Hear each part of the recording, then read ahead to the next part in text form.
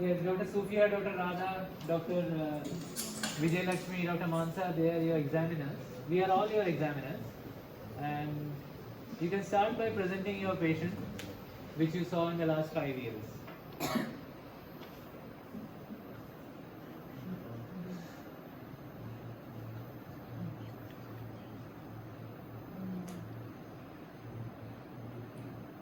You can start.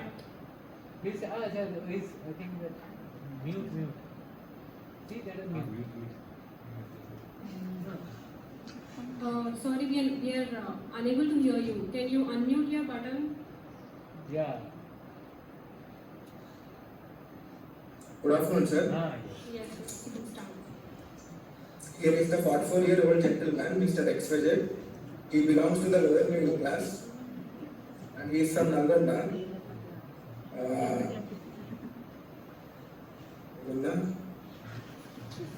He came on, sir, when I was in final year, he came. Very good. So he has been observing the exam. Continue.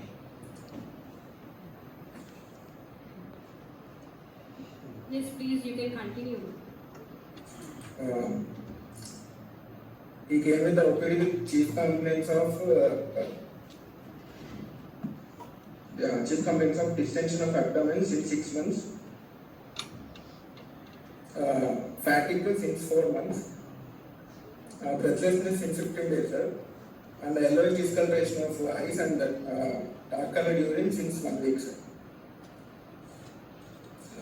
Coming to the history of present illness, the patient was apparently asymptomatic 6 months ago, sir. Then he noticed a distension of abdomen, which was insidious in onset and gradually progressive.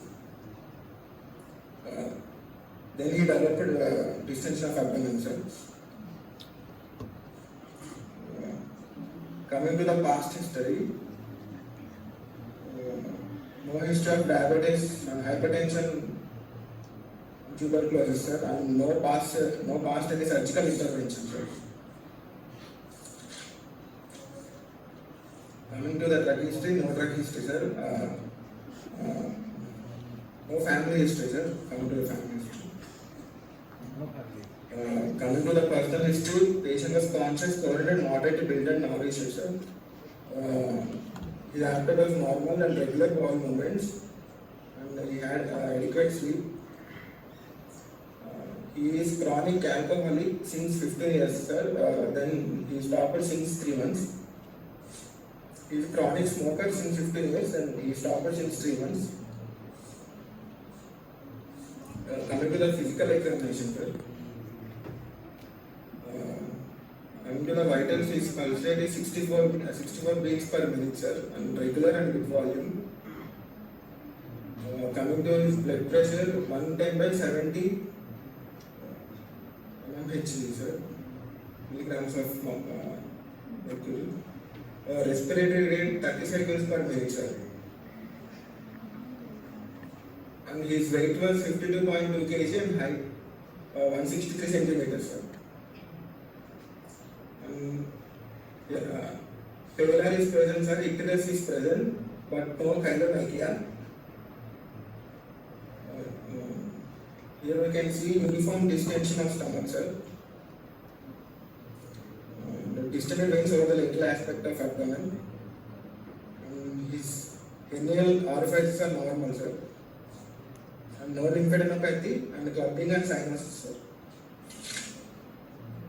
What about umbilicus? Coming to the inspection, Okay. there is a generalized distension of abdomen. Skin is glossy. Superficial veins are visible and dilated on lateral aspects. All regions are moved equally with respiration, sir. No visible scars.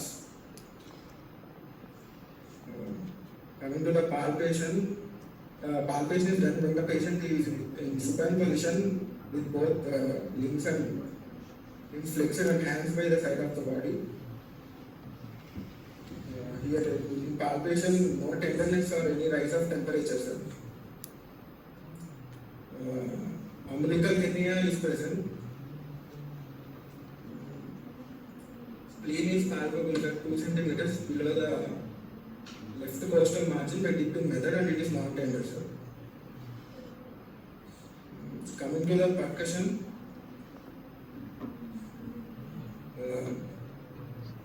you can find liver dullness in upper border of the liver dullness in the 5th intercostal space, sir. And what about the Low lower 3 border? you can see, sir. What about the lower border? You have mentioned that you were able to feel the liver dullness at the 5th intercostal space, is it? What was the Yes, ma'am. level of the lower border of the liver? Upper And border was at what- the 5th intercostal space. What What about is the lower the border? significance of seeing the liver dullness? I mean, how does it help us? Liver dullness.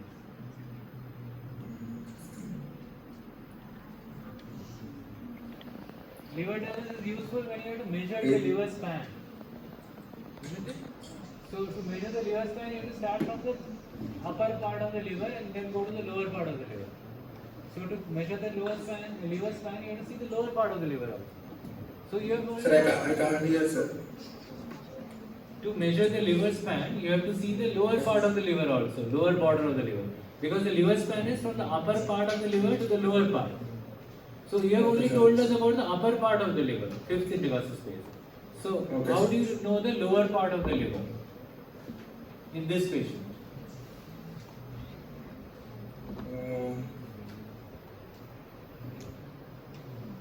By doing percussion, we can find, sir. Yeah, so you must have done the percussion. You started the percussion, you ended at 5th space.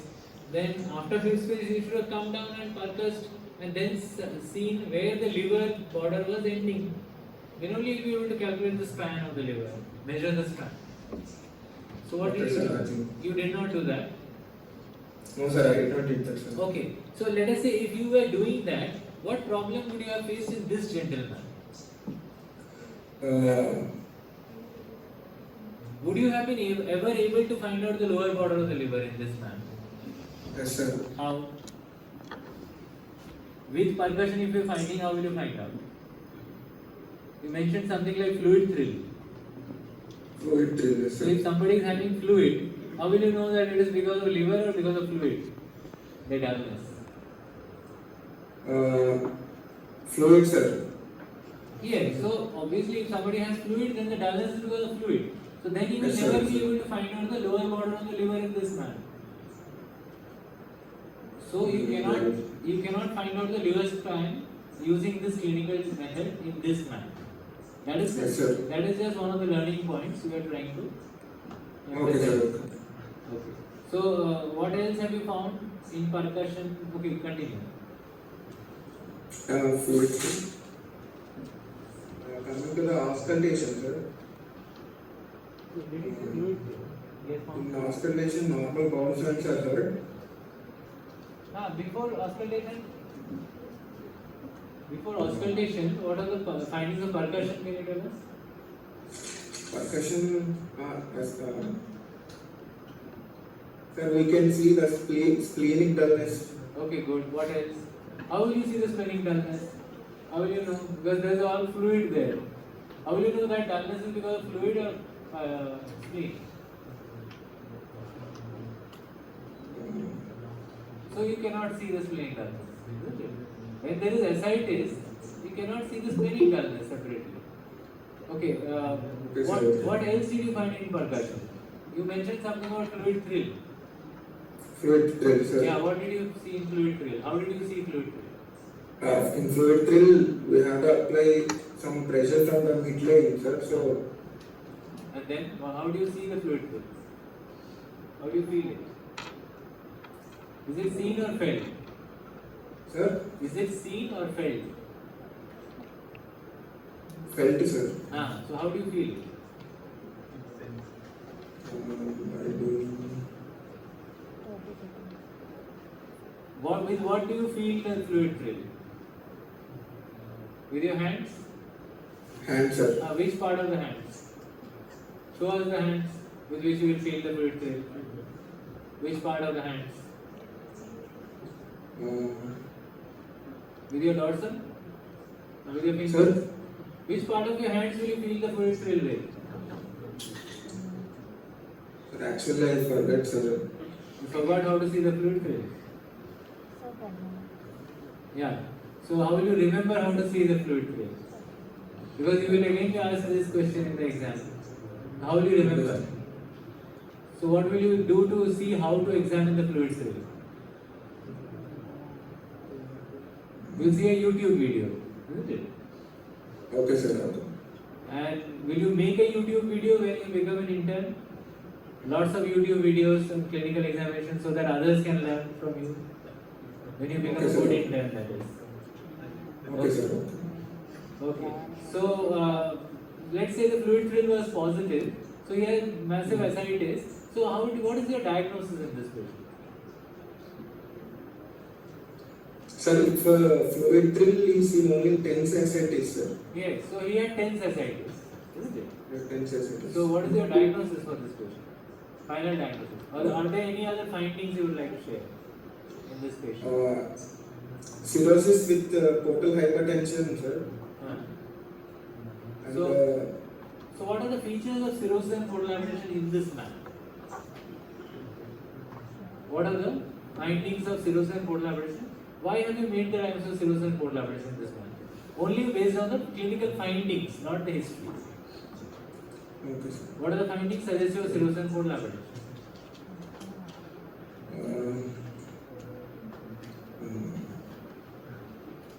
We are taking a slightly longer exam for you because you are more or less performing better than the others. Yeah, continue. How did you make the diagnosis of cirrhosis and portal hypertension? Given the findings, given the clinical findings which you presented. Also, you said respiratory rate of 30. How do you explain respiratory rate of 30? What is the normal respiratory rate? Normal respiratory rate in this person's 30 cycles per minute. Yeah, what is the normal respiratory rate? I mean, is it abnormal, this person? No, sir, normal. What is your respiratory rate right now? Can you count and tell us? How to count the respiratory rate?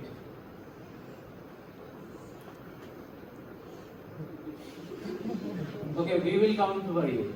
Your respiratory rate is 16 per minute. We counted. Okay, sir. But you will have to again tell us how to count the respiratory rate. You will have to see another YouTube video.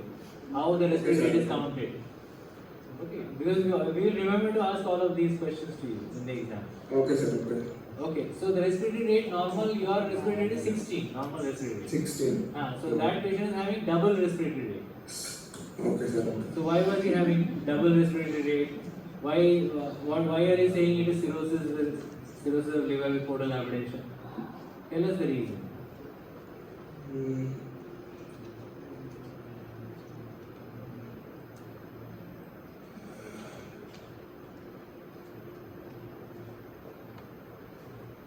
Because the fluid is more than 1 liter. Yeah, if the fluid is more than 1 liter, you will call it cirrhosis. Is that how a diagnosis of cirrhosis is made? So, what are the other causes of ascites other than cirrhosis? Renal failure, sir.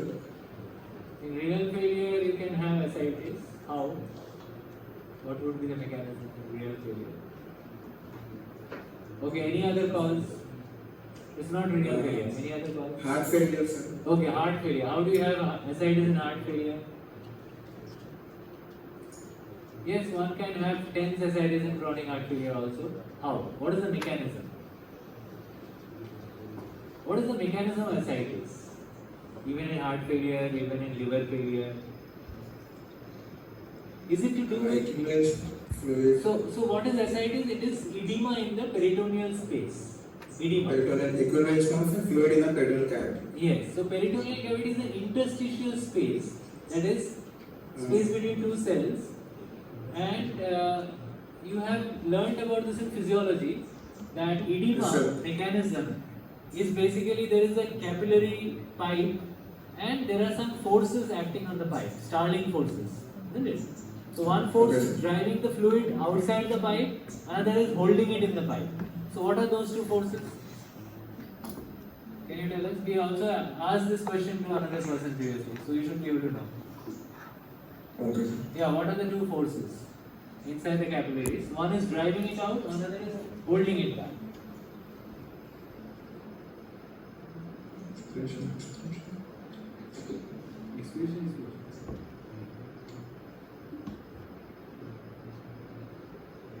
Huh.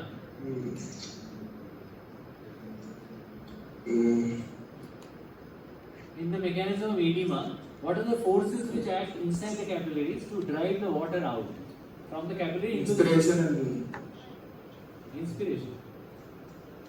In the capillaries, inside the capillaries. The capillaries which are in near the peritoneal cavity, outside the peritoneal cavity. What are the forces which are driving the fluid into the peritoneal cavity? That is the interstitium. And it's the same in the skin also.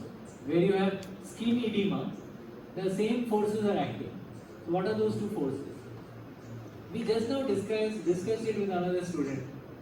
Didn't hear it? One is the hydrostatic pressure, and the other is okay, sir. one is hydrostatic pressure, and the other is Hydrostatic and the one which holds the fluid back. What is that pressure called? hydrophobic. Whatever point you recommended,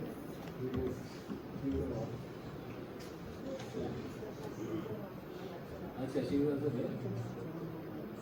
So we have 15 minutes for her. Okay, yeah. So one is hydrostatic pressure, the other is oncotic pressure.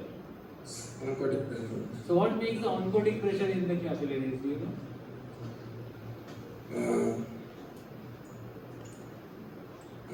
It holds the pressure. Yeah. What is that thing which holds the water inside the capillaries? Oncotic pressure, colloidal osmotic pressure, colloids. What are colloids? Colloids. What are they made of? Huh? Colloids. Do you remember physiology back